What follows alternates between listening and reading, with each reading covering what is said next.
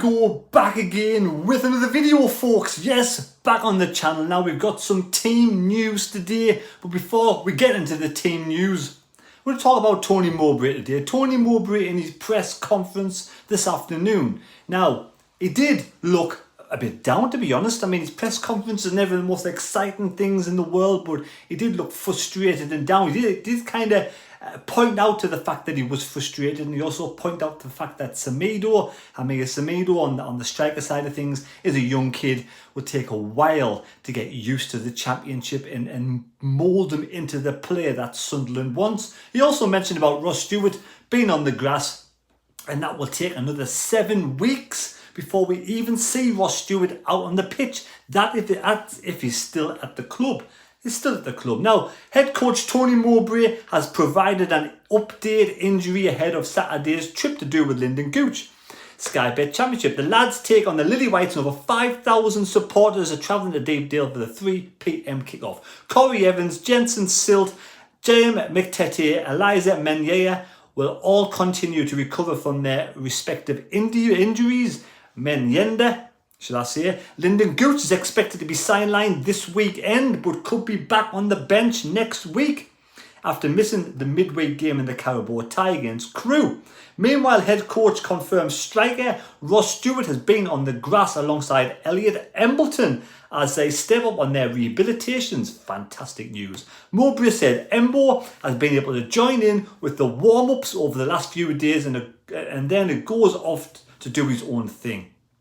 I've asked the question if he can join in, but the medical procedures to following alongside Ross, they are making progress but won't be in contention anytime soon. But yeah, we don't want to rush them back in. Trey Hume is available for selection after serving his 1-match ban following his red card at Ipswich Town. Also, he served it against Crewe in the Cup, so he's back for that's good news. Good news. I'm pleased Trey Hume's back.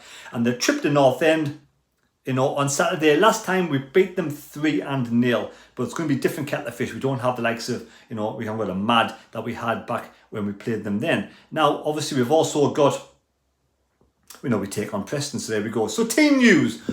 Do you think there'll be the same starting 11 that we had against Ipswich? And if not, would you make any changes? Now, I'm going to say this now. There's going to be one change. I'm led to believe allegedly one change, and I can only do it with the subscribers. If I hear any information, I'll let you know, and you can let me know your thoughts down below in the comments.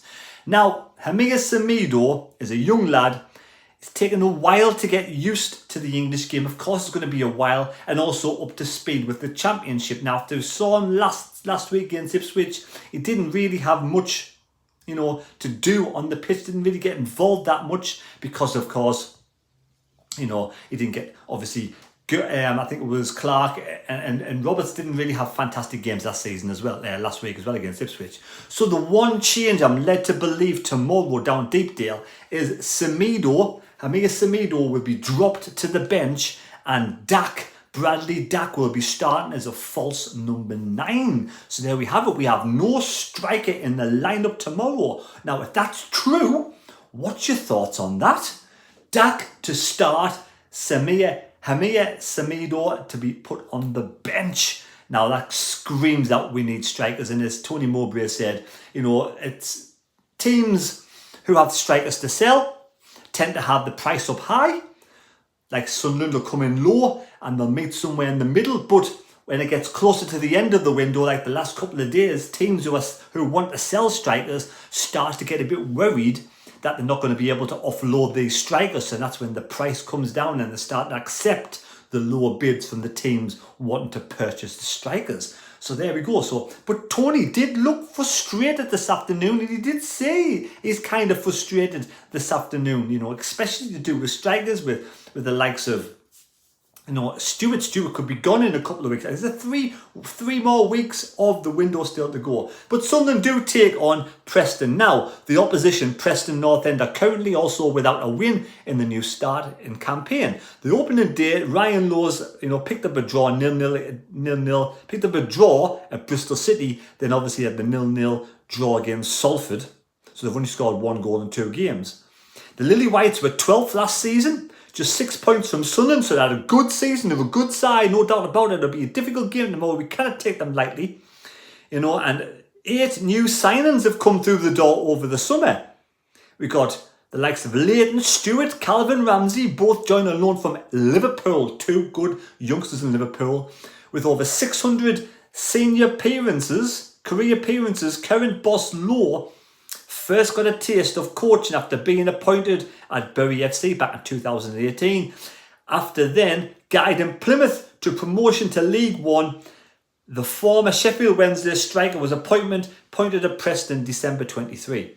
The two sides met. We met twice last season. We got 4 points. We drew at home 0-0 and we beat them 3-0 away. So there we have it. So it looks as if Dak, yes, Bradley Dack's going to be starting over Hamir Semedo. If that's the case, what is your thoughts on that?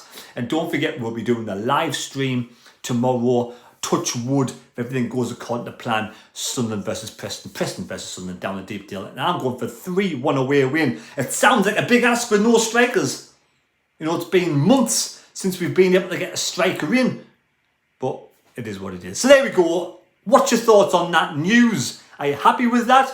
Are you disappointed that Semedo could be dropped to the bench straight away after the first game?